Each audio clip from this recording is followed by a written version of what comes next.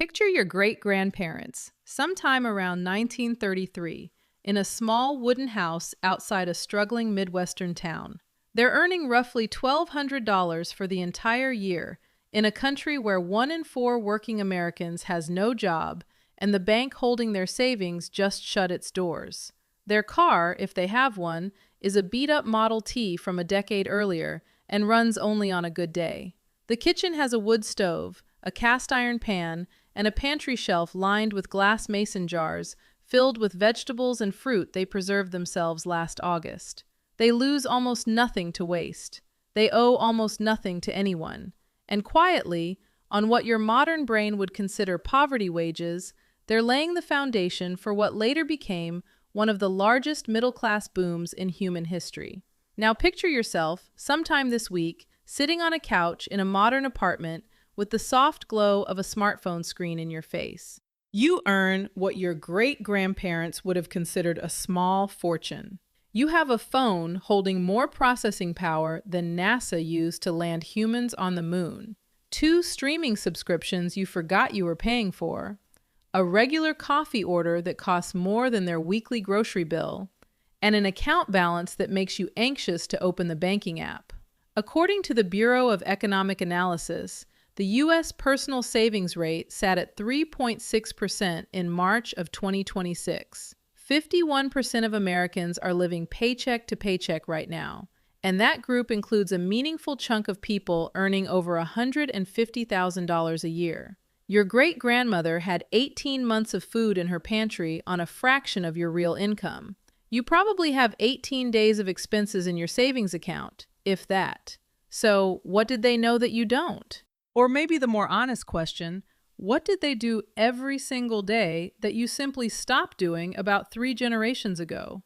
Today, I'm walking you through 25 Depression-era money habits that quietly still build wealth in 2026. The kind of habits almost no one is talking about anymore, and the kind that, applied consistently, will outperform almost any tactical financial advice you've ever been given. Before we get into the list, I want to name something out loud. If you felt that quiet flicker of recognition during the intro, if the part about earning more than your great-grandparents while feeling broker than they ever were actually landed for you, that's not a vibe, that's a signal. Your foundation is off, and no number of budgeting apps, no clever investment account, no tax hack from a finance creator on TikTok is going to fix a broken foundation. You have to actually reset the thing. That's exactly why I built something called the Financial Reset System, and it's linked in the description below and pinned in the top comment of this video. It's not another ebook, and it's not another generic budgeting template floating around the internet. It's the structured action plan I use to walk people through a real financial reset, starting from where you actually are and ending with a solid starting point with the next 90 days mapped out for you, so you stop guessing about your money and start building it on purpose. If you've been waiting for a real starting line, that's exactly where it is. You can grab it now or after this video, whichever feels right, because what we're about to talk about, these 25 habits, hits very differently once you have a foundation underneath you. Right now, they might feel like a checklist of small things you could try. Once the foundation is set, they become the operating system that quietly produces wealth in the background while you live the rest of your life. Let me show you what I mean. Number 1, pay yourself first. Your great-grandmother in 1934 did not have a 401k or an automatic transfer to a high-yield savings account. What she had was a coffee can on top of the refrigerator, or a mason jar tucked behind the flour bin. And the moment any money came into the house, a portion of it went into that jar before she paid the milkman, before she paid the rent, and before she even bought groceries. The savings came first. Everything else got organized around what was left over. This sounds quaint until you do the math on what your generation does instead. The average American household in 2026 saves around 3.6% of disposable income, which is, frankly, almost nothing. Why is that the case? Because most households pay every other bill first, every subscription first, every Amazon impulse first, and then try to save whatever happens to be left at the end of the month. There's never anything left. The issue is sequence, not willpower. Pay yourself first means the dollar going to your savings is the first dollar out of every paycheck, not the last. Set up an automatic transfer for the day after payday. Make it a number that feels slightly uncomfortable, because comfortable is how you got into this situation in the first place. If you're currently saving 3%, push the number to 7. If you're already at 10, aim for 15.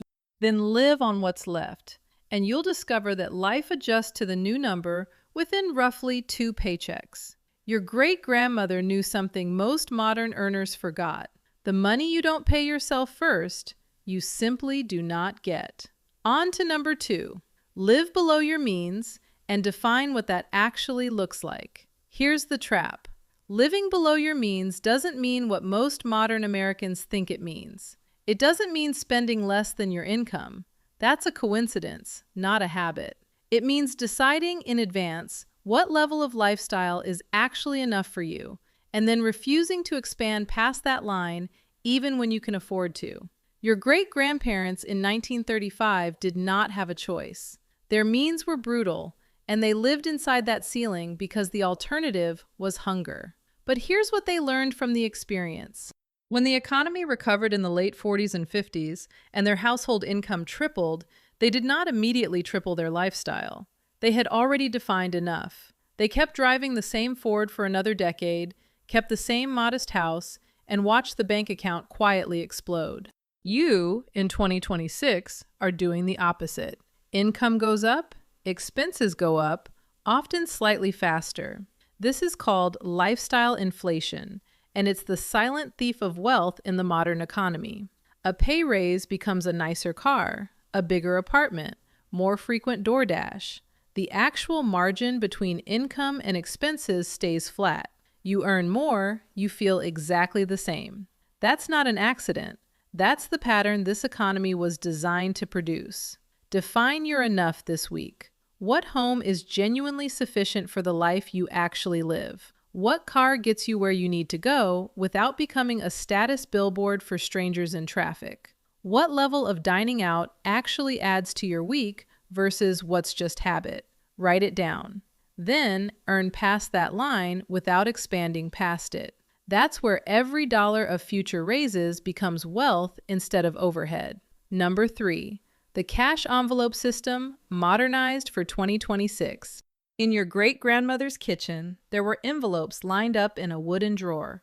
One for rent, one for groceries, one for utilities, one for thread and fabric, one labeled emergency that nobody touched unless someone in the household was literally bleeding. When the grocery envelope was empty, groceries were done for the month. There was no swiping, no overdraft, no buy now, pay later. The money was either there in the envelope or it wasn't.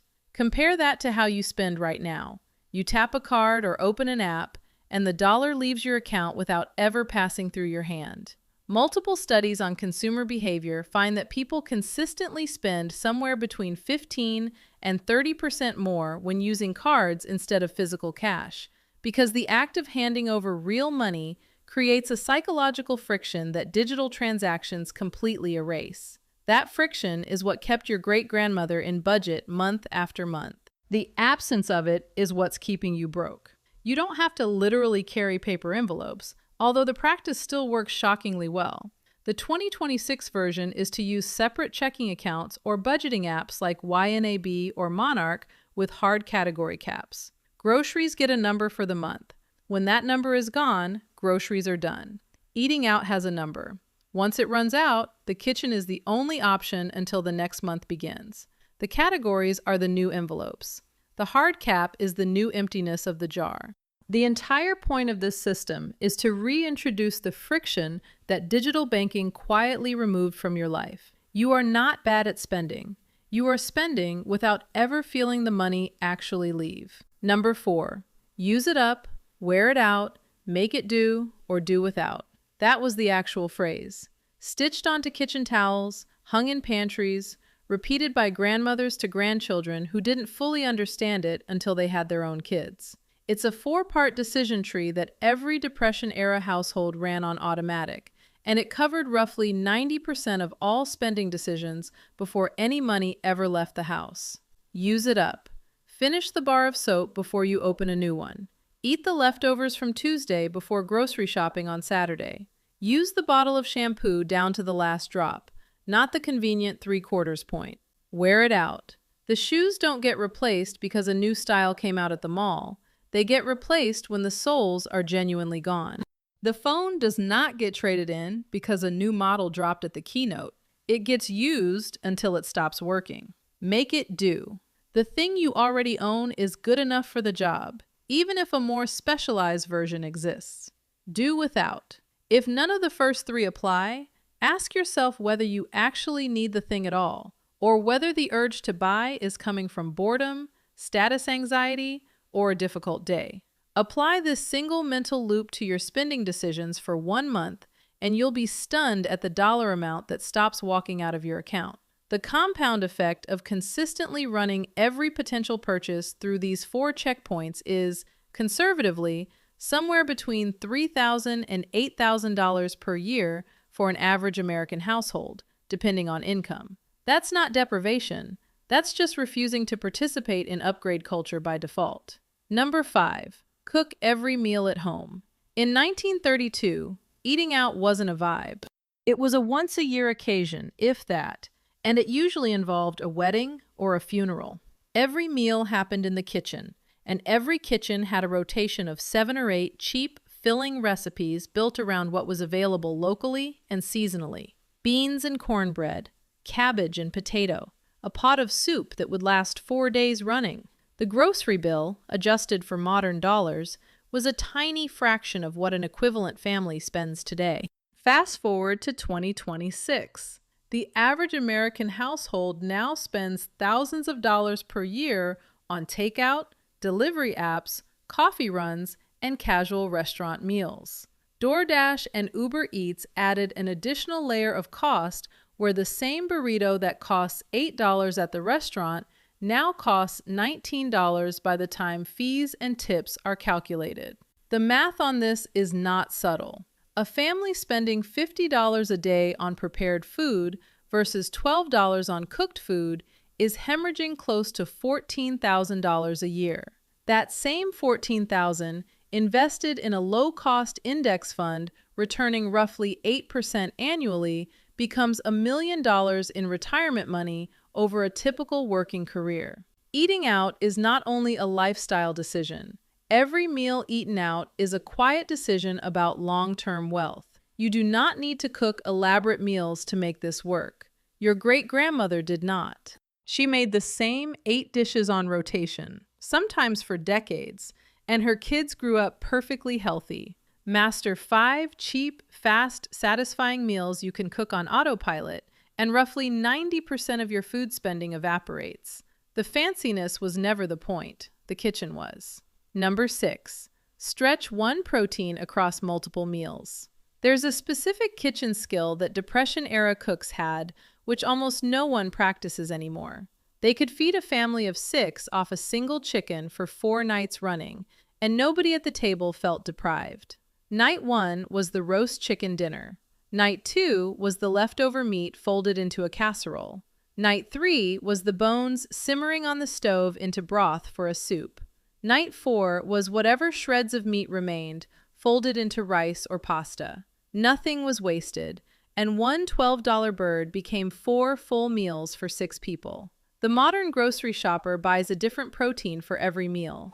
Steak on Monday, salmon on Tuesday, pork on Wednesday, more steak on Thursday, takeout on Friday because exhaustion finally won. Each protein is its own purchase, its own dish, its own waste at the end of the night. The same family that fed 6 people for 4 nights on a single chicken now spends 3 times that amount for a single dinner. The stretching habit works in 2026 exactly as well as it did in 1933. Buy a whole rotisserie chicken on Sunday for $8. Plan 3 nights of meals around it. Save the bones in a plastic bag, simmer them for broth on the weekend, freeze the broth in mason jars for soup later in the month. You have just turned an $8 purchase into roughly $35 of restaurant equivalent meals, and you barely cooked. Apply this thinking across every protein you buy, and your grocery bill drops by a meaningful percentage without anyone in the household noticing they're eating less variety than before. Number 7. Buy in bulk and preserve what you can. The pantry was the secret weapon. A Depression-era kitchen would have, at any given moment, 50 pounds of flour in a sack on the floor, 25 pounds of rice in a metal canister, glass mason jars filled with preserved tomatoes from last August, dried beans by the bag in the cellar, salt pork hanging in a corner of the kitchen, and onions and potatoes stored in the root cellar. The household was not vulnerable to a rough month or a sudden unexpected expense because the food was already there. They had bought it cheap when it was in season and preserved whatever they couldn't use immediately. Most modern American households shop weekly, buy small quantities at premium prices, throw away around 30% of the food they actually purchase, and then complain about grocery inflation. According to the Bureau of Labor Statistics, the Consumer Price Index rose 3.3% over the 12 months ending in March of 2026. Food prices specifically have been brutal across multiple categories, and yet the most effective hedge against that inflation is a habit your great-grandmother considered basic adulting. Bulk buying works in 2026 with a Costco or Sam's Club membership, a chest freezer in the garage, a vacuum sealer that costs around $80, and a willingness to spend 2 hours on a Saturday breaking down large purchases into meal-sized portions. The math is consistent across categories. Bulk grains, frozen meats, and seasonally preserved produce run roughly 40 to 60% cheaper per unit than weekly grocery store shopping at average prices. That isn't extreme couponing. That's just buying the way the rest of human history bought before convenience became the most expensive luxury hidden in your grocery store. Number 8. Grow some of your own food, even on a balcony. You don't have to become a full homesteader to make this habit work. Your great-grandmother in 1934 was not a homesteader either. She just had a small plot in the backyard or wooden window boxes outside a city apartment, and she grew tomatoes, peppers, herbs, lettuce, and beans because the alternative was buying them at a grocery store price the family budget could not absorb. Here's the surprising part. A single tomato plant in a 5-gallon bucket produces, in a decent growing season, somewhere between 10 and 30 pounds of tomatoes. That works out to, at 2026 grocery store prices, easily $70 to $150 of produce off of a $4 plant. A small herb garden on a balcony will save the average household several $100s a year on the basil, parsley, rosemary, and thyme that grocery stores sell in plastic clamshells at almost criminal markups. The Victory Garden movement during the war years grew an estimated 40% of all fresh produce consumed in the entire United States on small home plots maintained by ordinary families who had jobs and kids and busy lives. The infrastructure of growing some of your own food has not gone anywhere. It's just buried under the modern assumption that food is something other people produce while you generate spreadsheets in a cubicle. Start with 3 pots on a sunny windowsill or balcony, tomatoes, basil, and a leafy green of your choice. Total startup cost, under $30. Annual return, several $100s in produce, plus a quiet psychological shift that nobody warns you about ahead of time. You start to see food as something you have a relationship with, not something you outsource entirely to corporations who charge what they charge. Number 9. Make your own household goods. This habit sounds boring until you actually do the math on it. Your great-grandmother made her own laundry detergent in a large metal tub, her own dish soap from leftover fat and lye, her own bread from a sourdough starter that lived on the counter, her own simple cleaning supplies in glass bottles, often her own clothes on a Singer sewing machine, and frequently her own bar soap. Each one of those was a tiny rejection of buying something the household could produce for a fraction of the retail cost. The modern grocery aisle is essentially a museum of unnecessary products. Glass cleaner, wood polish, bathroom cleaner, multi-surface spray, floor cleaner, carpet cleaner, surface cleaner, all of which are separate bottles with separate price tags, sold for separate trips to the store, and most of which contain roughly the same 3 core ingredients in different ratios. The exact same job, for almost every surface in your home, can be done by a single spray bottle filled with water, white vinegar, and a few drops of basic dish soap. The annual cost of doing this versus buying name brand cleaners runs somewhere between $200 and $400 saved per household per year, just from mixing one bottle on a Sunday afternoon. Bread is another example. A loaf of decent sandwich bread now costs $5 to $7 in many U.S. cities. Baking it at home costs about 60 cents per loaf and takes 10 minutes of active hands-on time, plus oven time. Across a year of regular sandwich eating, that's a few $100s sitting in a 5-pound flour bag waiting to be turned into bread. Pick 3 categories where you currently buy and try making one. The savings stack quietly month after month. The skill compounds over a lifetime. Number 10. Buy used first, new last. Your great-grandparents did not buy a brand new anything if they could find a used version somewhere. Cars, furniture, tools, clothing, dishes, books, all of it changed hands through estate sales, classified ads in the local paper, hand-me-downs from neighbors, and barter agreements. New was a luxury reserved for things that simply could not be acquired any other way. The reasoning was simple. A new car loses, on average, somewhere between 20 and 30% of its value the moment it leaves the dealership lot. A new couch does the same. A new kitchen table does the same. By buying used, your great-grandparents let someone else absorb the entire depreciation hit, and they got the same functional object for a fraction of the original sticker price. Modern America has Facebook Marketplace, OfferUp, Craigslist, estate sales every weekend in every metro area, thrift stores, secondhand furniture shops, and entire YouTube communities dedicated to flipping used finds. The exact same couch that costs $1,800 at the showroom is, in roughly 90% of cases, available within 30 miles of your house for about $300 from someone who bought it 2 years ago and is now moving across the country. The $1,500 gap is your great-grandmother quietly nodding from across the decades. Apply this single principle to your next 5 major purchases: a car, a piece of furniture, an appliance, a piece of exercise equipment, a musical instrument. Compare the new price to the used price and ask yourself honestly whether the $1,500 premium for a thing nobody else has touched is worth what it actually costs you. The honest answer, almost every single time, is no. This one habit, applied consistently over a decade, easily produces 6 figures of difference in lifetime wealth accumulation. Number 11. The library before the bookstore. Before the streaming service. Before the app store too. This is a small example of a much larger principle.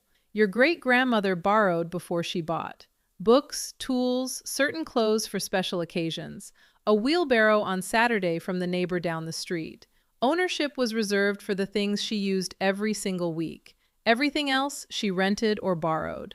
The modern equivalent is hilariously underused. Your local public library in essentially any U.S. city in 2026 gives you free access to physical books, audiobooks, ebooks, magazines, current bestsellers, often streaming services like Canopy and Hoopla, sometimes free passes to local museums, and free Wi-Fi access. The annual value of an active library card, conservatively measured, is somewhere between $500 and $1,500 per household. Annual cost to you? $0. Tool libraries now exist in dozens of major U.S. cities. Most municipal recreation centers loan out fitness equipment. Neighborhood Buy Nothing groups on Facebook redistribute thousands of dollars of goods weekly, free of charge, to anyone in the neighborhood who asks for them. The infrastructure of borrowing has not disappeared. It just doesn't have a marketing budget the way Amazon does. Before any non-essential purchase over $20, run the borrow check first. Library, Buy Nothing group, neighborhood request, local rental shop. Roughly 60% of what you were about to buy doesn't actually need to be purchased at all. You needed access to the thing for one weekend, and the entire system that lets you have that access for free has existed for over 100 years. Your great-grandmother used it constantly. You are absolutely allowed to as well. Number 12. Repair instead of replace. And pay close attention here, because we have arrived at one of the highest leverage habits on this entire list. Here's a number that should make you stop scrolling, if you have not already. The average American household, according to multiple consumer behavior studies, replaces somewhere between 8 and 12 perfectly functional items every single year. Phones with cracked screens that could be repaired for $60 get replaced with $1,000 new models. Vacuums with a clogged motor that could be cleaned out in 20 minutes get tossed in favor of a $500 new version. Shirts with a missing button, jeans with a small tear, shoes with a worn heel, all replaced when each one could have been quickly repaired for a few dollars and a few minutes of attention. Your great-grandfather had a repair drawer in the kitchen or workshop. Tools, glue, thread, needles, spare buttons, fabric patches, screws, a soldering iron, occasionally a sewing machine within reach. When something in the household broke, the first response was not to go shopping. The first response was to actually look at the broken thing, figure out what was wrong, and fix it. The thing got fixed. The household kept its money. The skill compounded over a working lifetime into the kind of self-sufficiency that's almost gone now. YouTube has a tutorial for repairing literally every consumer product manufactured in the last 70 years. iFixit alone hosts free, step-by-step guides for fixing thousands of electronics. The barrier to repair in 2026 is not access to information. It's the assumption, baked in by decades of relentless marketing, that replacement is the default and repair is the weird option for cheap people. Run this experiment for 1 month. The next time something in your home breaks, before you buy a replacement, spend 10 minutes searching online how to fix the specific item. About 70% of the time, the repair takes under an hour, costs under $20 in parts, and saves you somewhere between $50 and $600 on a replacement product. Across an average lifespan, this habit alone, consistently applied, builds tens of thousands of dollars of additional wealth that would otherwise be sitting in landfills, still attached to perfectly good objects that needed nothing more than a screwdriver and a YouTube video. Number 13. Maintain everything so it lasts. Building directly on the repair principle from the previous habit, your great-grandparents understood something that is almost entirely lost now. The reason their things lasted was not just that they fixed them when broken, it was that they maintained them so they rarely broke in the first place. Cars got their oil changed religiously, on a strict schedule, and the same car would run for 20 years. Tools got cleaned and oiled after every use, and the same tools got passed down to grandchildren. Shoes got polished and resoled, leather got conditioned, sewing machines got dusted, the cast iron pan got seasoned after every wash. Every object in the home had a small maintenance ritual attached to it that kept it functional for a generation or two, instead of 3 or 4 years. The modern relationship with possessions is the exact opposite. Buy, use, neglect, replace. The fridge runs until it stops. The car runs until something expensive breaks. The shoes run until they fall apart. Maintenance is something that happens after a problem appears, not before, which means the useful lifespan of each item is roughly a third of what it could have been with 5 minutes of monthly attention. Run a small audit on your own household. What objects in your life would benefit from a 5-minute monthly maintenance ritual? The car, the HVAC filter, the fridge filter, your shoes, your kitchen knives, your laptop fan. Schedule 15 minutes a week to maintain 3 of them and watch the replacement cycle on each one stretch from 4 years to 15 or 20. That stretch, repeated across every category of object you own, is wealth. Quiet, invisible, accumulating wealth sitting in the things you already paid for and now never have to repay for. Number 14. Hand-me-downs and clothing swaps. In a Depression-era household, clothes circulated through the family and the neighborhood. The oldest child wore something new from the catalog. Then it passed down to the second child, then to the third, then to a cousin, then to a neighbor's kid. Then it got cut down into a smaller version for a younger child. Then eventually the fabric became cleaning rags in the kitchen. A single piece of fabric had 4 or 5 distinct lives before it ever hit the trash pile. Compare that to the modern fast fashion economy. The average American now buys roughly 60 new garments per year, wears each piece an average of 7 times, and discards somewhere around 80 pounds of textiles annually. Most of it was barely worn. Almost none of it was passed on to anyone. The 2026 hand-me-down infrastructure still exists, just rebranded. Thrift stores, Poshmark, Depop, ThredUp, Facebook Marketplace clothing groups, neighborhood buy-nothing swaps, children's clothing networks within friend circles. The exact same garments you would have paid full retail for are available secondhand, often barely worn, sometimes with the original tag still attached, at 30 to 70% off the new price. Kids are the most obvious application. A toddler outgrows clothes every 3 to 6 months, which means buying new for an outfit they'll wear 12 times is mathematically absurd at any income level. Parents who run on a hand-me-down economy with relatives and friends save thousands of dollars per child per year on clothes the kid wears for roughly the same amount of time regardless. Make secondhand the first stop. New only when the search genuinely fails. Watch what happens to your annual clothing budget when you stop being the person who absorbs full retail price for every garment in your closet. Number 15. The one-car household or the no-car household, depending on where you live. This is the habit that, if you can pull it off, single-handedly transforms wealth accumulation more than almost anything else on this list. The average American household in 2026 spends somewhere between $12,000 and $17,000 a year on transportation. Car payments, insurance, fuel, maintenance, registration, occasional repairs, parking. Multiply that across 2 vehicles, which most suburban households now run as the default, and you are looking at roughly $30,000 annually leaving the budget for the privilege of moving around. Your great-grandparents either had one shared car for the entire household or none at all. The household was organized around the constraint.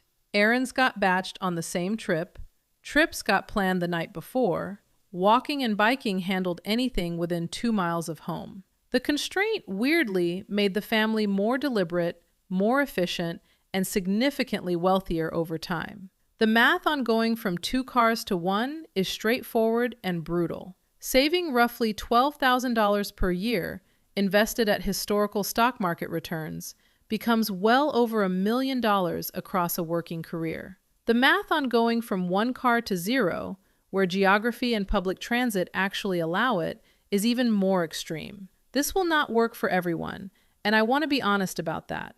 Many U.S. cities are built around the assumption that every single adult drives.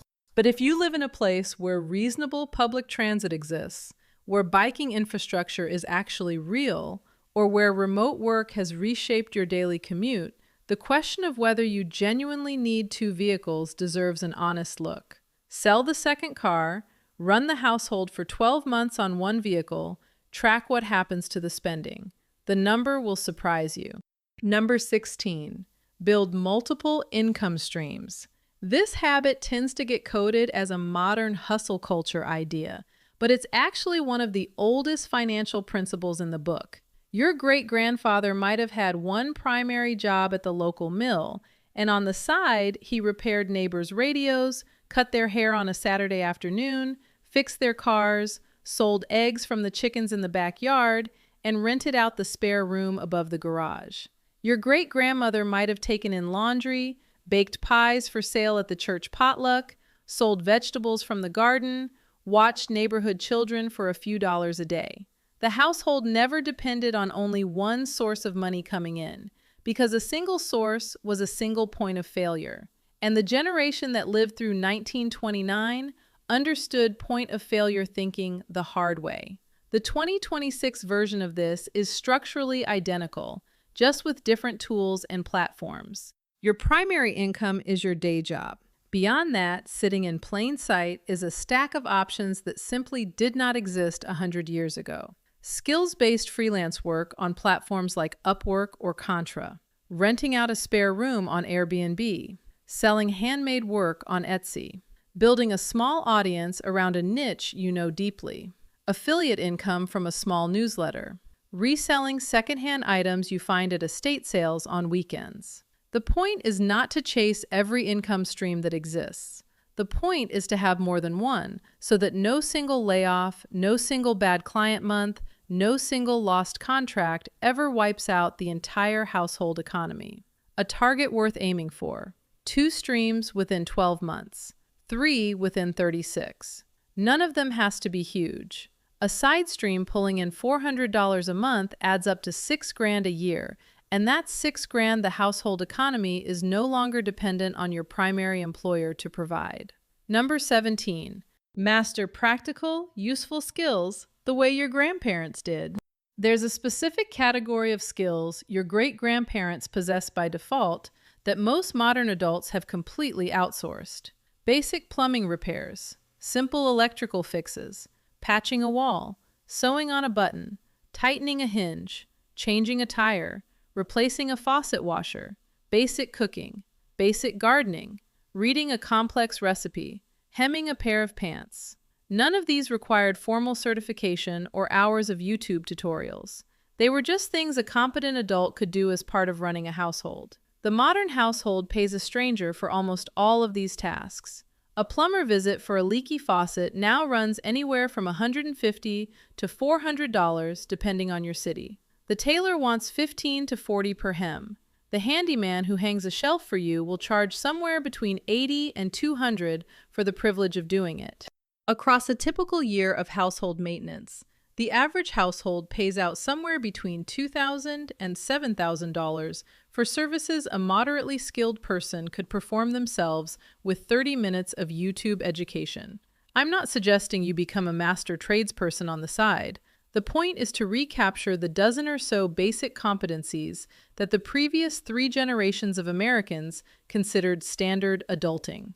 Each one represents an entire category of expenses that, once you can do the work yourself, costs you essentially nothing for the rest of your life. Pick 3 skills you don't currently have. Watch 1 tutorial on each. Practice once on something low stakes around the house.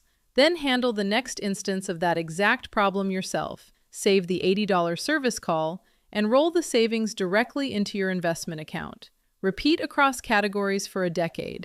The household quietly becomes more self-sufficient and roughly $30,000 wealthier in the process. Number 18. Track every dollar that comes in and every dollar that goes out. Your great-grandfather kept a paper ledger on a shelf in the kitchen. Income on one side of the page, expenses on the other. Every single transaction noted in a notebook with a stub of a pencil. He could tell you, on any given day of the month, exactly where the household stood financially. There was no surprise at the end of the month, no panic when bills arrived, no opening of the banking app with one eye closed. The 2026 version of this is paradoxically both easier and harder. Easier because Mint, YNAB, Monarch, Copilot, Rocket Money, and a dozen other apps will categorize every transaction automatically the moment it hits your bank account. Harder because the automation makes it possible to never actually look at the numbers, which defeats the entire point of tracking. The system only works if a human being is paying attention to what it shows.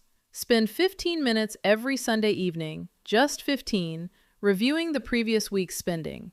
Look at every category honestly, not to judge yourself for what you bought, but to see what's actually happening in your money. Most people who run this practice for the first time experience the same quiet shock. The things they thought they were spending money on are not the things actually draining the account. Subscriptions, doom scroll-induced impulse buys, casual restaurant meals, and convenience purchases routinely turn out to be $1,000 or more per month that the person had no conscious memory of spending at all. Awareness, all by itself, reduces spending by an average of 10 to 15% in the first 3 months, with no other intervention applied. The number is already in your account. Look at it weekly. The fact of looking is the whole discipline. Number 19. Delay gratification deliberately using the 30-day rule. Here's the rule in its simplest form. The next time you feel an urge to make a non-essential purchase over $50, write the item down on a list with the date next to it and refuse to buy it for 30 days. After the waiting period is complete, if you still want the item with the same intensity, you're allowed to buy it. This sounds almost too simple to matter. It is also one of the most disruptive habits you can install in a consumer economy that's specifically engineered to extract impulse purchases from your wallet. The Depression generation had this baked into daily life by sheer necessity. There was no Amazon, no one-click checkout, no targeted Instagram ad that put exactly the thing you'd been thinking about in front of you at the precise emotional moment you were most likely to buy it. Purchases required intention because intention was the only available path to a purchase. The 30-day rule does two things at once. First, it filters out roughly 70% of impulse purchases because most desires for objects simply fade within a few days if not acted on immediately. By the time the waiting period ends, the urge is gone and you keep the money. Second, for the 30% of items you still want at the end of the waiting period, you now know they're genuinely valuable to you, which means you'll get more use and satisfaction out of them when you finally do buy. Run this rule for 90 consecutive days. Track everything you almost bought versus everything you actually bought after the waiting period. The dollar amount that didn't leave your account in that window will be larger than you expect. That gap, redirected straight to savings or investments, is the simplest wealth-building habit on this entire list. Number 20. Reuse, repurpose, and refuse to waste anything that has another life in it. Open a Depression-era kitchen cabinet and you'd find glass jars saved from store-bought goods, now holding flour, sugar, beans, leftovers, and various craft supplies. Old shirts had been cut down into rags for cleaning. Empty coffee cans were repurposed as planters and organizers on the shelf. Twist ties got saved in a drawer, bread bags became sandwich containers, and bacon grease lived in a jar by the stove for cooking later in the week. The modern household, by contrast, has been carefully trained to throw away packaging the moment a product is opened. Aluminum cans get tossed instead of refilled with bulk pantry goods. Pasta sauce jars get recycled instead of becoming the next storage container for homemade salad dressing. Plastic containers from takeout get discarded instead of joining the lunch packing rotation in the kitchen drawer. I'm not asking you to become a maximalist hoarder of containers and plastic bags. I'm asking you to interrupt the default of throwing things away by briefly asking whether the object in your hand has another life inside your home before it leaves.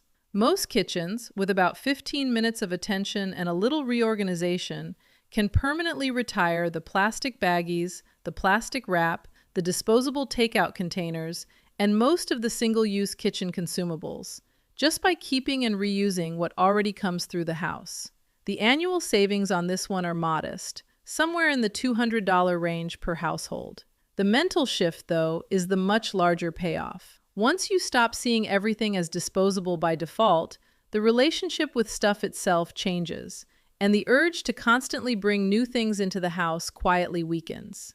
Number 21. Buy generic, not brand name, almost every single time. Your great-grandmother was not loyal to brands. Brand loyalty, as a marketing concept, is largely a post-war invention designed to attach emotional value to interchangeable products so consumers would happily pay a premium for the label on the front of the box. In 1933, you bought whatever was cheapest that actually worked, period. The savings on store brand versus name brand items run somewhere between 20 and 40% across most grocery, pharmacy, and household categories. This applies to products that are, in the vast majority of cases, manufactured in the same factories by the same companies, often on the same production lines, with different labels applied at the end of the run. Generic ibuprofen does the same work as Advil. Generic acetaminophen is identical to Tylenol. The store brand cereal in the plain box is, at the molecular level, the same product as the version with a cartoon mascot on the front. Store brand cleaning supplies match the famous name versions in every meaningful test of effectiveness.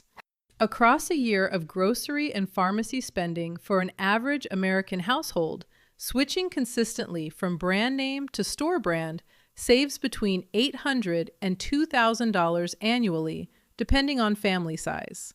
There is no real quality sacrifice in roughly 90% of cases. The exceptions are small and specific, mostly in areas where the formulation genuinely differs, like certain specialty coffee beans or specific cosmetics. Run the experiment on your next shopping trip. Buy the store brand version of every single name brand item that's currently in your cart.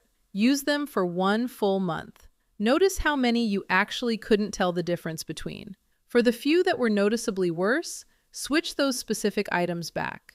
For all the rest, you just gave yourself a permanent raise. Number 22.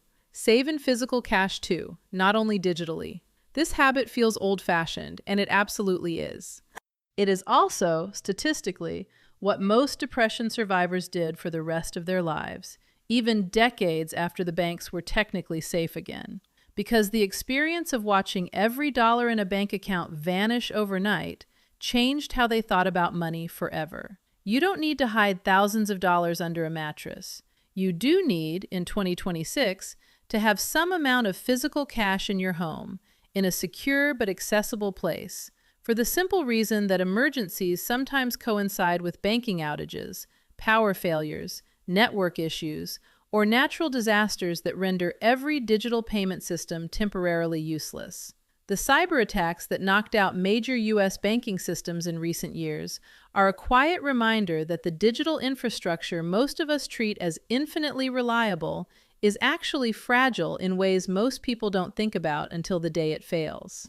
A reasonable target is between $500 and $1,500 in physical cash, kept somewhere secure and never touched except in a genuine emergency. That's roughly 2 to 4 weeks of essential expenses for most households, accessible without any external system having to be functional that day. The secondary benefit of this habit is that physical cash, used occasionally, also restores the friction of spending. Pay for groceries in cash on one trip this month. The act of counting bills out of a wallet and handing them over reminds your brain that money is a finite, tangible thing, not just a number flickering on a screen. That single trip alone recalibrates your spending awareness for weeks afterward. Number 23. Avoid consumer debt as if it were a contagious disease. This is not abstract or theoretical. The total U.S. household debt, according to the New York Federal Reserve, sits at roughly $18.8 trillion as of the first quarter of 2026. Credit card debt alone now exceeds $1.28 trillion, with the average American consumer carrying around $6,500 in revolving balances. The average credit card APR is sitting right around 22%. That number, 22%, is a yearly interest rate that mathematically destroys wealth at a pace nothing else in the consumer economy comes close to.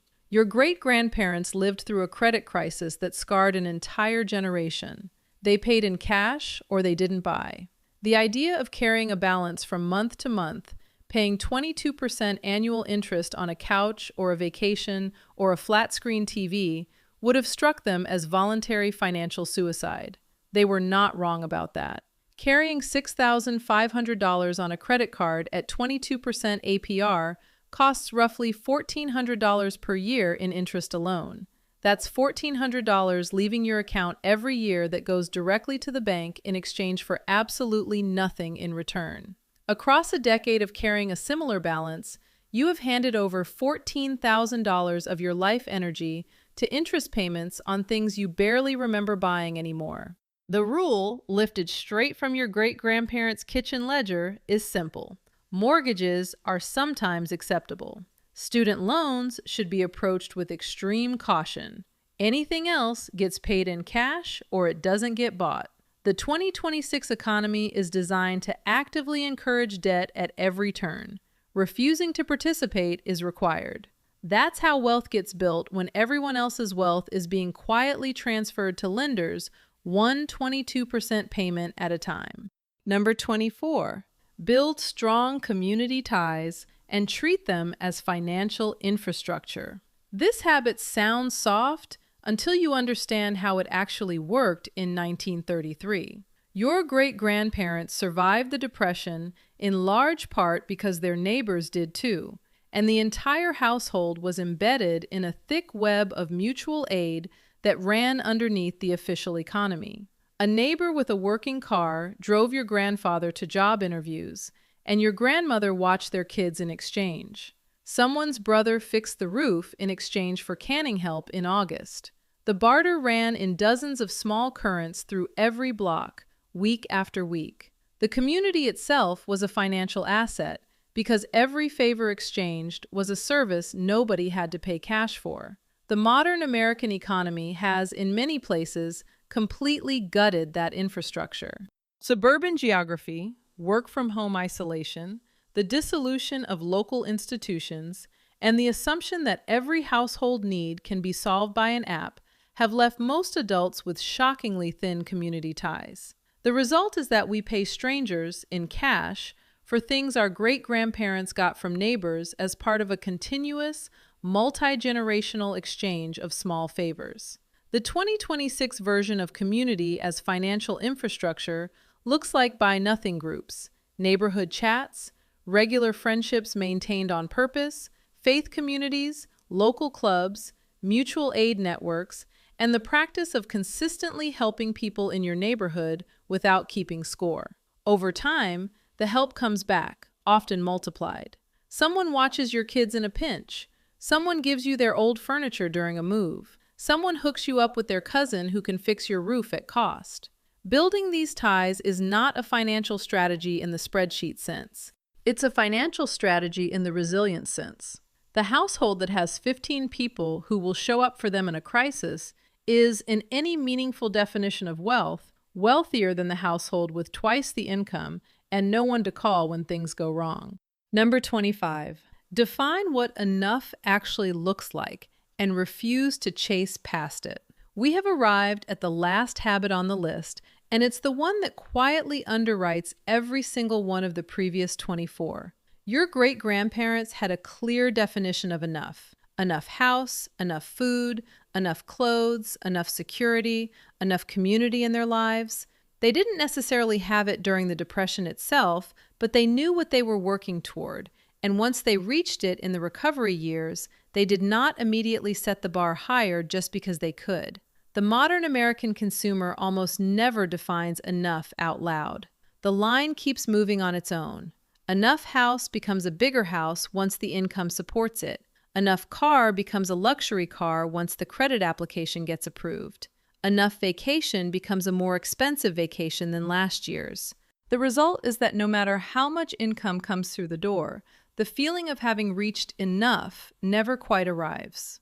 People earning $300,000 a year feel as broke as people earning 80 because their expectations and their expenses expanded at exactly the same rate as their paychecks did. Define enough now, in writing, on a piece of paper. What home is genuinely sufficient for your real life? What car gets the job done? What level of dining out is actually enriching versus what's just status performance for invisible peers? What size wardrobe meets the way you actually dress in a week? What annual income, after taxes, would feel like real abundance to you? Write the numbers down. Then refuse to move them upward just because you can afford to. Earn past those numbers without expanding past them. That margin, the gap between what you bring home and what you decided was enough, is where every Depression-era family built every dollar of generational wealth they ever passed down to their kids. It's not complicated. It's just deeply unfashionable in an economy that needs you to keep chasing in order to keep buying. 25 habits. Not one of them is complicated, brand new, or invented by a finance influencer in a Tesla. All of them have been quietly building wealth for a generation that started with nothing. No apps, no investment accounts ordinary people could access, no FinTalk creators explaining compound interest in 15-second clips. And yet that generation, with all our modern advantages stripped away, built something most modern Americans never quite managed to build, even with every advantage in front of them. Notice the through line running underneath all 25. None of these habits are about aggressive investing. None of them are about crypto, real estate strategies, or a viral side hustle. They're all about a relationship with money that does not depend on constant consumption to feel okay. That foundation is what most modern personal finance content skips entirely, because it's not flashy enough to make people click. Without that foundation underneath you, none of the tactical advice in the world will actually compound into real wealth. You cannot out-budget a broken relationship with stuff. You cannot out-invest a lifestyle that grows every time your income does. That's why, before going anywhere else with your finances, I genuinely believe everyone watching this should watch one specific video on this channel first. It's called The Ultimate Guide to Minimalist Finance, and it is the foundation underneath everything we just talked about. The relationship with stuff piece, the lifestyle design piece, the redefining what wealth actually means piece. Everything in this video, all 25 habits, gets 10 times easier and 10 times more effective once that foundation is properly in place. If you haven't seen it yet, it is genuinely the place to start before doing anything else with your finances. It's the perfect starting point for any real financial journey, and it will help you avoid the kind of mistakes that quietly wreck decades of progress before they ever start.